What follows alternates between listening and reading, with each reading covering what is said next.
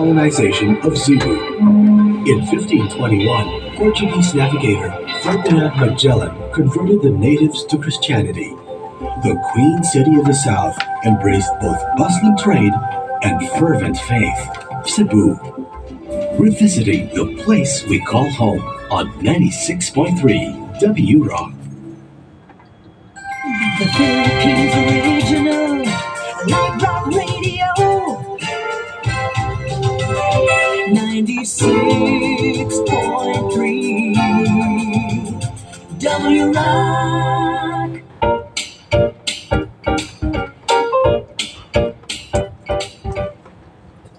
Hello, everybody. Welcome to Bill Please, episode 113. And this is brought to you by PAGCOR, Philippine Amusement and Gaming Corporation and Freshman Masculine Wash. Thank you so much for joining me today, April 22nd of 2026. We are live right now on Facebook. Our page is 96.3 W Rock. And of course, we're also live on TikTok and Instagram. As you can see on the screen here, our topic for today is unwritten rules. Ito pong mga rules na they were not formally written, but they should be remembered by us because these unwritten rules will guide us sa ating behavior, both in private and in public. Thank you for joining us, and of course, we appreciate your comments and your reactions on our accounts, lalo na sa Facebook, and stars are also accepted. You can share with us one of the unwritten rules that you love to share. So feel free to do that. So let's go. Unwritten rule. An unwritten rule ay isang bagay na dapat nating malaman so that we know how to behave with respect toward other people, how we should conduct ourselves in private places, at home, in the office, in public places, and wherever. And when we meet people, makikita nila na we respect them and we give them the honor and the dignity that they deserve. Let's start sa bahay. Okay, what are the unwritten rules when you're at home? Now, kung marami kayo sa bahay and there are private rooms or bedrooms, you have to knock at closed doors. Huwag diretsong pumasok sa mga kwarto na hindi sa'yo. When your brother or sister has her own private room, dapat kumatok ka muna. Tok, tok, tok, tok. Not too loud and not too annoying sa pagkatok. So, respect. The unwritten rules, therefore, are things that guide us in our behavior. Yung behavior po natin, nagpapakita po ng respeto sa kapwa natin. So, if a family member stays in a room, knock first. Huwag kaagad pasok, baka may makita kang bagay na hindi mo dapat makita. So respect, knock the door. And also, when you like to borrow an item or an article or something from a family member, it's always best na you would ask for their permission, di ba? You have to ask permission. If you want to borrow an accessory, a shirt, or maybe a pair of shoes from your sibling, wag diretso agad na kunin mo. You have to remember the unwritten rule, ask permission first. What else? Yung remote control sa TV. Dapat i-share mo rin yan. Hindi ikaw dapat ang mag-use sa remote control palagi. Let your younger brother or sister use the remote control. And also, you also have to share sa household chores.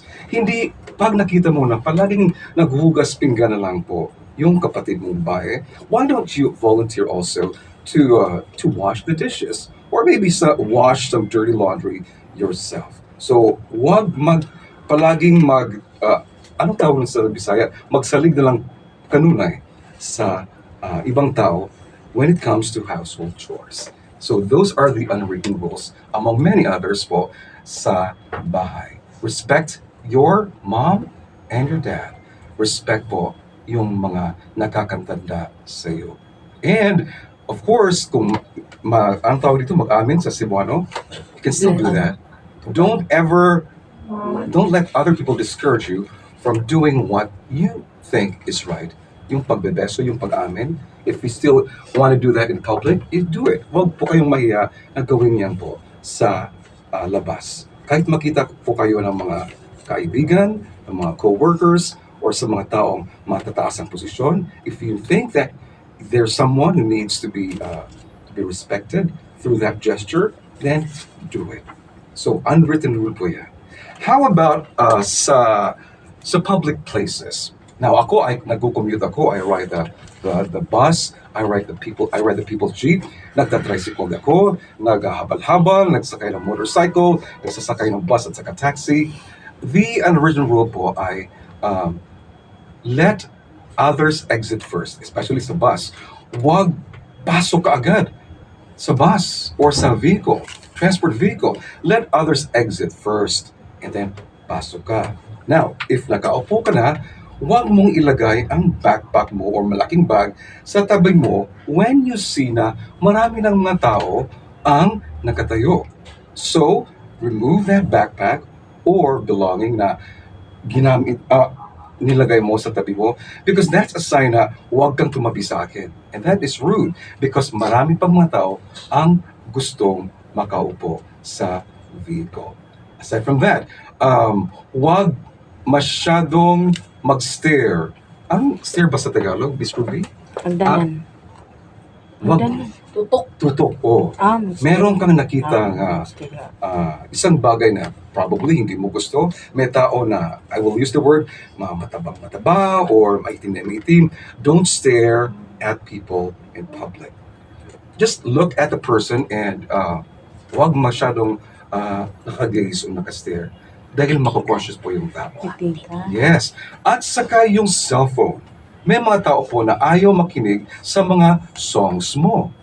Nasa jeep ako, yung kaharap ko, naka-cellphone.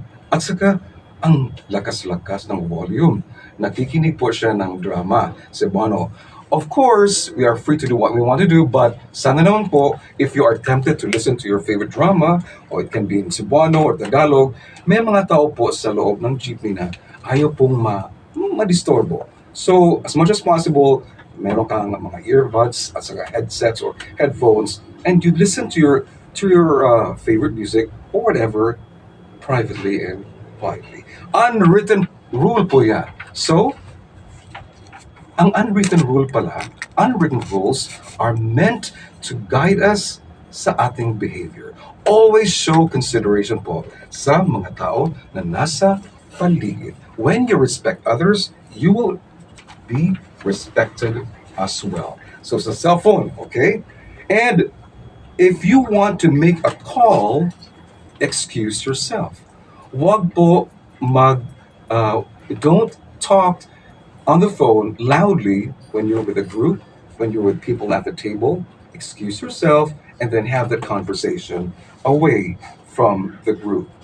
Again, no speakerphone in public, and do not put your phone as much as possible at the dining table.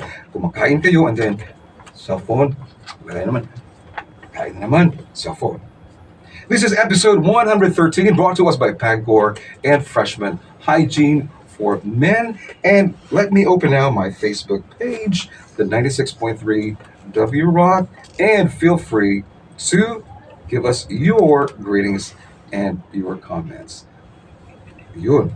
By the way, if meron kayong bisita sa bahay, if meron kayong bisita sa opisina, unwritten rule, be respectful po sa bisita. Give them a warm and generous and sincere na welcome. Hindi yung masyadong yung over na OA na welcome. And ilang tao lang ang ginigreet mo. If 5 sila, dapat silang 5 ay ginigreet mo rin. Hindi ka dapat pumili na, ito lang 3 ang talagang bibigyan ko ng welcome. So no, that's already discrimination. And it's unfair po sa ibang mga bisita na hindi po masyadong entertain or nabibigyan ng attention sa may-ari ng bahay or sa mga tao sa opisina. So if you have guests, make sure that the guests are comfortable and they are entertained and they are attended to discreetly and sincerely. Yun. And kung ikaw naman ang pupunta sa ibang bahay, di ba? Katoka, Or if there's a doorbell, wag palaging pindutin ang doorbell. One press lamang po. Hindi na yung patagalin mo pa yung pag-press ng doorbell. Nakakairita po. It may cause an annoyance po sa loob ng bahay. So yun, that would be enough, one or two. And then wait for the person inside the house to open the door for you. And don't bang the door. But if you see, uy, yung mga footwear, yung mga sandals, shoes, ay nasa labas. Unwritten rule, tanggalin mo ang sarili mong footwear or sapatos dahil nakikita mo na hindi pala allowed ang paggamit ng mga tsinelas, sandals, or footwear sa bahay na yan. So do the same. So yun, respeto lang po sa may-ari ng bahay or office. Let's go now to another unwritten rule, sa cell phone. Okay? Cell phone. Unless it is an emergency, send a text to someone to ask if he is free to talk. May mga tao kasi na, this has happened to me. The person who made the call, hindi po kami masyadong close. So, diretso ang tawag. So, ring ng ring. And then when I pressed answer, nawala. Much better if you ask muna, is this a good time to call you? Kasi hindi kayo masyadong close. Well, I can do this to my good friends na, diretso akong tawag. But, kung ang tao mo kung gusto mong i-communicate ay hindi mo pa masyadong close or hindi close, ask muna sa text, can you tell me please kung kailan ako makakatawag? Or is this a good time to call you? Pag nag-reply na yung tao na yes, that's when you should make the phone call. Before I take a break, I would just like to say welcome back to Cebu. See Miss Rovina Camanong, who happens to be the admin officer of Exodus Broadcasting Company Incorporated, and she is with me here in the booth, along with the finance officer from Exodus Broadcasting in Manila, see Mr. Mark Brian Ruiz. It's his first time po dito sa Cebu, and we welcome him. And of course, it's his first time here sa W Rock. And last but not least, I heartily say welcome back to Cebu and to W Rock to Ma'am Lulu Hodria. Maraming salamat po, Ma'am Lulu, for being with us. Thank you. Maraming salamat and advance happy birthday. Alam kong mas matagal pa, but I wish you all the best. It's time for me to take a break. We're still live on Instagram, TikTok, and Facebook. Padcore and Freshman are our sponsors as usual para sa show nito. Live time is 10:14. But live pa rin tayo sa Facebook at saka sa Instagram and TikTok. That was just a radio commercial break. And we are recording this episode for our channel sa YouTube. We have an official channel po sa YouTube. And if we have already gone there, thank you for liking and for subscribing and share the channel with others. Ano pong mga unwritten rules? Ano pa ba? Inom muna ako. Dahil, nauubusan ako ng laway. Yeah. Unwritten rule. Okay, so anyway, let me go on. By the way, stars are welcome. Previously, we got 100 stars, 50 stars from our followers, and of course, patuloy pa rin po ang pagtanggap namin ng mga stars. Be punctual. If you are scheduled to meet someone at 10 o'clock or 9 o'clock, be early, 10 minutes early, or 5 minutes early, or not really on time. Much better to be early than very, very late. Kasi when you are punctual, that means you respect the time ng ibang tao. Yung kakamit mo. You have to respect also the other person. If there's a comment from my friends here in the booth, you can write it down and let me know all about it. Gotta say hello to Happy Wednesday, Vilma Acierto, Raquel Villanue, and also the Kapitan Ingo, Kimberly Villa de Peñas. Hello, FB, Facebooker, Tata Armila, watching you live from Toronto, Canada. W Rock Cebu is ever my favorite. Ever since. More power, Billy. Salamat, Tata Armilia, sa mga tao pong nanonood there in Canada. Thank you very much. Edwin Robledo, Alberta Ekna, Queenie Garcia. Hello sa inyo. Thank you for viewing. Moises Arzaga watching sa Facebook. Moises, dagang salamat. Instagrammer watching po si Iyas Sarchez and GNZ 1989 and Miss Rodriguez Sanchez. Thank you very much. TikTokers, Dennis Peracion, Chris Esponilla, Angeli Punzalan, Dom Not Nick, and hello to Jet. What's that name? Oh, Jet Plane, I miss you. Hope you still recognize me. Jet Plane, I'm leaving. All right. Welcome back to Bill Please, episode 113, brought to us by Philippine Amusement and Gaming Corporation and Freshman Masculine Wash. Topic po, unwritten rule. Written po ito ha. Ito, may... Oh! Model. Ito, nakita ko tong taong to. Sa real. Have a great Wednesday to Gavin Legaspi. Happy birthday? Oh, it's happy birthday. It's his birthday. Gavin Legaspi, happy birthday to you, the son of Bistrobs. Happy birthday.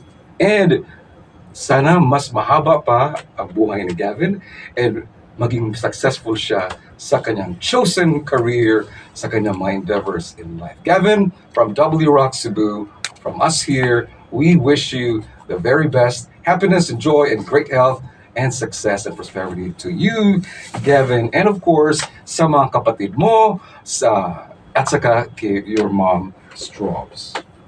Unwritten rules. Thank you for watching. What else?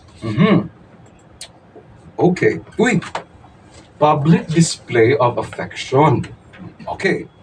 May mga couples na hindi mapigilan na. Of course, it's okay. A public display of affection is holding hands, nakaakbay, or smack. But mismo ikaw, if you can feel na what you're doing, yung PDA mo is medyo excessive na, smack is enough. But yung talagang matagal mong ginawa yung kissing, hindi na po yan proper. Because it makes people stare at you. It makes people feel uncomfortable. So, unwritten rule, as much as possible, wala pong public display of affection. May lugar po na dapat gawin ang mga bagay niyan. Airport, sa terminals, if you happen to miss someone so much na hindi mo mapigilang makahug, yun, pwede. Pero, wag patagalin po ang intimate gestures ninyo. That's one unwritten rule to remember. Sa restaurant naman, okay, yun, punta tayo sa mga kainan, sa mga cafe. Do not overstay. Pag nakita mo, uy, maraming customers na pumapasok at ako rito, tapos na akong kumain or uminom ng kape. At hindi sila makupo dahil andyan ka pa. So, pay your bill promptly. Dahil tapos ka nang nakakape, tapos ka nang kumain, so have some consideration sa ibang mga customers and clients. Hala, ang haba ng pila dito sa coffee house.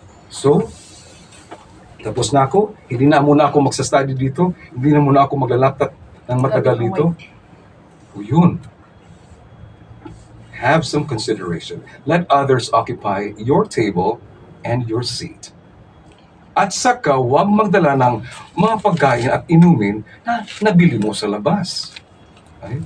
Pero there are eating establishment, na pwede. Pero, in my case, hindi ako magdadala ng mga pagkain na nabili sa gawas naman, sa labas. It's good to speak in Cebuano. Cebuano po si DJ Billy, and it's also good to speak in Tagalog. Dahil meron parang maraming mga Tagalog people na kikinig at nanonood. Okay, let's continue. Another unwritten rule. All right, unwritten rule. Nasa elevator naman. Let the people exit the elevator first at huwag kang tumayo dyan na malapit talaga sa opening, mabangga juga. So let the people exit and then distance yourself from the door of the elevator. Pag nalabas na sila, yun, pasok ka na. And then, if meron kang backpack, remove your backpack pag marami ng tao dahil your backpack is occupying the space sa likod or you may probably hit somebody sa backpack mo. Tanggalin at ilagay mo yan sa harap mo, sa floor. And this may sound funny, but again, control yourself not to fart or to pass gas or huwag umutot because that's an unwritten rule. Don't pass gas po sa mga enclosed places. Pigilin lang po. So, may mga tao talagang pilyo. They do it intentionally. They pass gas po sa elevator para, yun, do not do that po. Kahit sa escalator, nasa taas ka, sa likod mo, may ganun. Yun, huwag kang ganun. Magpalabas ng hangin dahil, yun, again, respeto na naman. Stay sa right side po ng escalator. Kasi may mga taong dapat talagang aakyat ng mabilis. Let them give way po sa kanila. So, stay sa right side ng escalator. And if the escalator is ascending, wag maglaro or don't let your children play at the elevator. Pataas yung elevator and then gagamitin para pababa. Yun. Unwritten rule rin yan. Hindi naman nakalagay dun sa sign na do not use the escalator for playing. Pero may mga warnings rin na binibigay. And another one, sa buffet pala, sa mga restaurants, yun. Limit your photography. Kasi nakapila ka na, gumaganong-ganong ka pa ang haba pa ng pila. Ganong-ganong ka pa, excuse me, and then ganong ka pa. Limit po yung pag-take ng pictures as much as possible. Kasi you have to consider also na may mga tao pong pumipila and they also like to add their turn sa pagkuha ng pagkain.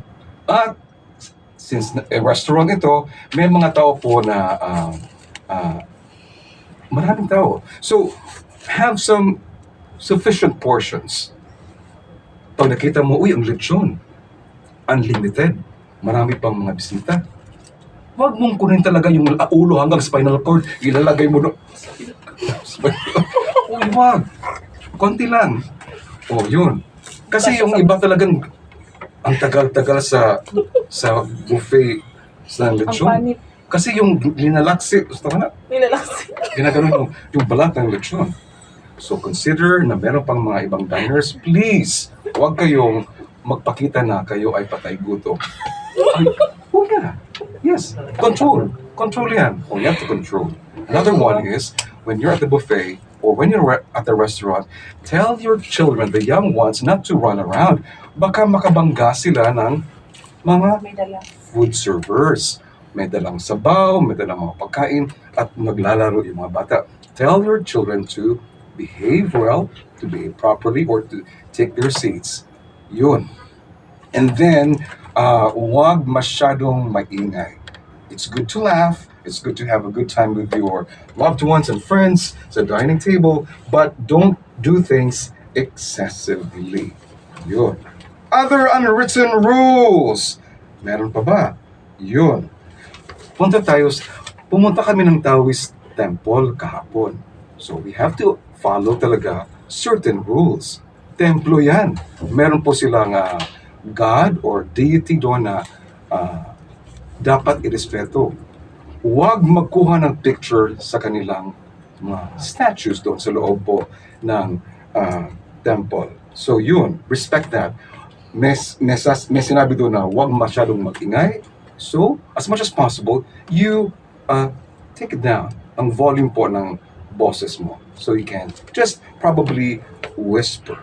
And if meron pong direction na remove your footwear, remove your shoes, you should have to do that. In Hindu temples, walk around shrines in clockwise direction. Statue respect. Do not touch or climb on statues. Uy, pumunta rin kami ng Temple of Rhea kahapon. Pero pwedeng lumapit sa layon. Pwedeng lumapit sa yung, di ba, may statue ni Ruby na talagang may trumpet. Pwede rin. Magpa-picture. Yun. may entrance fee. Sa Taoist temple, wala. Yun. Head covering, depending on the tradition, covering your head is mandatory sa ibang mga templo. What else? Uy, sa CR pala, unwritten rule sa mga lalaki. May mga urinals yan sa wall.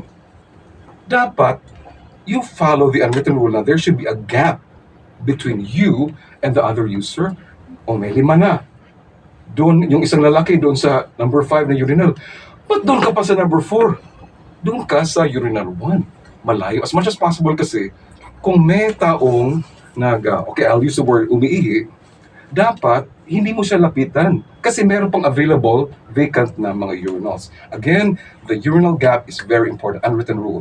As much as possible, malayo ka sa ibang tao na nag-answer ng call of nature. Another unwritten rule. Pero sinusulat nila ito sa mga cubicles, cell numbers ng friends nila. O yun, for a good time. O ganun. No. So yun. And then, as much as possible, you always make sure that you leave the toilet, the bowl that you used, malinis po. Yun. Because you should also consider the next person who will use it. Yun. Other unwritten rules, huwag masyadong maglagay ng mga pabango. There may be someone in the office or in the workplace or maybe sa bahay na allergic po sa mga strong scents or fragrances. Hindi na ako nakapunta sa Facebook page ko. By the way, our Facebook page, meron na po tayong 254,000 followers. And that's a big jump from 250K last Saturday. So ngayon ay Wednesday, we already have 254,000 followers. From Puerto Princesa, Palawan, the bank manager of BDO, Moises Arzanga Jr., hello to you. Thank you for watching. And again, I invite you to go to our website, 963wrock.com. Meron po kami doon live audio streaming. And if you want to advertise po sa W Rock, let us know and we may help you with your business. And gotta say hello to our, of course, maraming salamat, Anthony Tusi and Strops Odria for the digital work that they always do. Very professional in the way they handle our pages and our accounts at Instagram, TikTok, Facebook, and also sa YouTube namin. Hardworking guys, and they deserve our thanks. Thank you to our chief technician, Efren Batubalonos. Thank you for driving us to our yesterday's trip sa Temple of Leia, and of course, yun. And Chrysler Seno, naka-red, and also thank you, Nina Nilias. Thank you very much for helping me every Wednesday from 10 o'clock to 10:30. I repeat, salamat again sa pagbisita, Miss Ruby, Mr. Brian, and of course, Ma'am Lulu Adria. This is Billy. Bill, please! Respect others. When you respect others, you respect yourself. Thank you very much for viewing. Bill, please. Magbabalik po April 29, 2026, same time, 10 o'clock in the morning. More power. God bless you all, and thank you very much. Goodbye, everybody.